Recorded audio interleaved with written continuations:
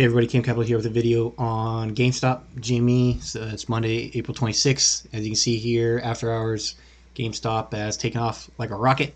We closed the day at 168.93, up almost 12% on the day, but after hours now, we're set at 193.50, but we pushed all the way up to 198. So this big jump after hours was on the news release that GameStop completed its at-the-market offering. So if I can get this to show up, the little pop right here, at-the-market equity offering program. Sold 3.5 million shares for $551 million at the market, and they plan to basically close out all their long-term debt by the end of the month. And with that, we pushed all the way up to 198.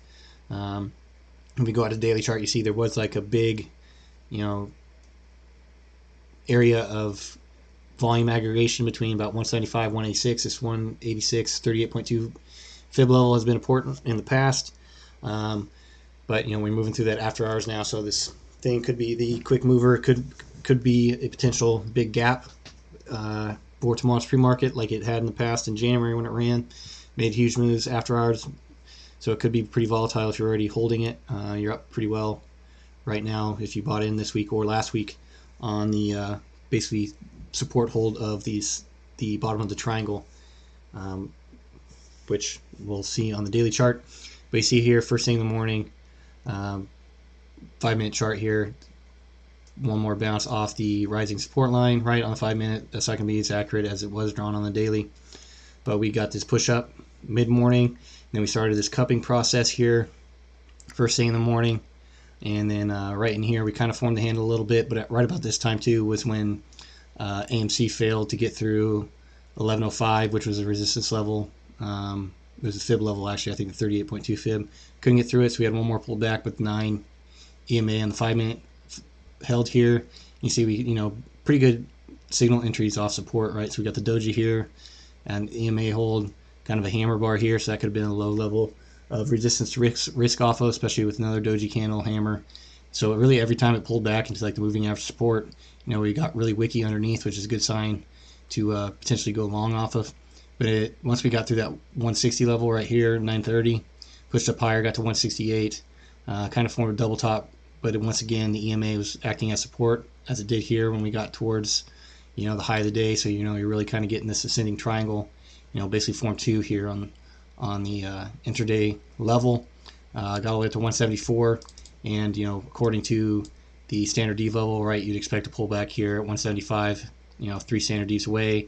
So that means 99% of the time the stock's going to stay below that level, and pulled back into the close, got to bounce off the 2 standard D level, and then obviously new catalyst came out with the offering news, pushed us all the way up to 198. Obviously 200 is going to be a huge psychological level for GME to short squeeze, which everybody's been talking about waiting for now for 4 months or longer, depending on how long you've been paying attention to Wall Street bets.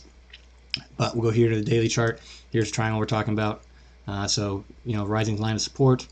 The last couple of days, especially here we got the kind of doji hammer. Sold off below it, but was able to close above, and that happened Thursday, Friday here with GameStop. Right, one bounce off, sold down below in the day, reclaimed it. Also reclaimed the 50 moving average, and we get to move higher, significantly higher today. Crossed over the 9 and 22. EMA, and then candlestick investor, if you believe in the candlesticks, right? So you kind of got this this spinning top here. So downtrend's coming, got a spinning top. This is, I think, the open and close here are 1 cent off, right? So that you could count that as maybe an equal level to base your risk off, as we opened here a little bit lower, but the close from yesterday, or excuse me, that's actually open 149. Weren't able to hold that, but as soon as we pulled back through that 149 level, could have been long, because right below the day on GME was the first candle of the day. So you could have been long bias almost all day and rode this thing on up. It wasn't the main watch for me. I was really watching more AMC and Tesla. But things could get crazy. I think GME always has more squeeze and volatile upside, larger percent gain possibility than AMC once it does start moving.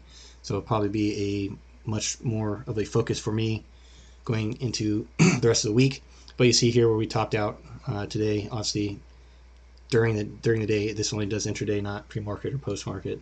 But 175.2, couldn't get through that 175 exactly. So so we wanted to get through this top. This top at 175 was acting as resistance. And we zoom out a little bit,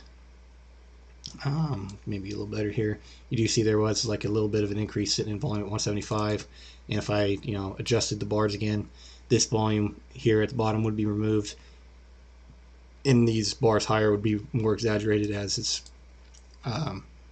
more concentrated, right? But so after hours here, we push up to 198 here on the daily side. That means we're through the technically the downtrending line of resistance of the top side of the triangle. So if we can open tomorrow, above 190 and hold 190, we might be pretty bullish moving forward to complete the triangle. But also you see here we're going to have resistance, obviously that 200 area being a psychological level, and then resistance around 208, 210, also with this volume here above 208 into the two teens, and then the one standard D level is moving higher at 203, so I'll probably be about 205 tomorrow. So we'll just have to see if GameStop can keep moving here after hours. We'll check the 5-minute chart one more time, see if it got to retest 198. Nope, pulled back to 190. So maybe after hours this thing pulls back, it settles around this 38.2 fib to end the aftermarket hours. We'll have to wait and see. So that's what I got for you guys.